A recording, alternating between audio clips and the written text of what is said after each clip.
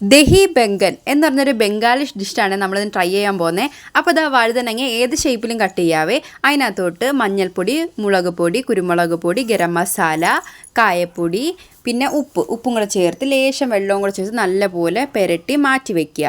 അതിനുശേഷം നമുക്ക് തൈര് നല്ലപോലെ കട്ടയിലത് ഉടച്ചെടുക്കുക. ലേശം ഉപ്പും കൂടെ ചേർത്ത് പിന്നെ നല്ലപോലെ ഒന്ന് ഉടച്ചെടുക്കുക. അതിന് ശേഷം ഒരു പാനിലോട്ട് വെളിച്ചെണ്ണ ഒഴിച്ചിട്ട് നമ്മൾ നേരത്തെ പുരട്ടി വെച്ചേക്കുന്ന വഴുതനങ്ങ ഇട്ട് അപ്പുറം ഇപ്പുറം മറിച്ചിട്ട് നല്ലപോലെ ഫ്രൈ ചെയ്തെടുക്കുക. മുറിഞ്ഞു പോവരുതേ, ആ രീതിക്ക് നല്ലപോലെ ഫ്രൈ ചെയ്തെടുക്കണം. അതിനുശേഷം നമ്മളിതാ നേരത്തെ ഉടച്ച് വെച്ച തൈരിനകത്തോട്ട് വഴുതനങ്ങയും കൂടി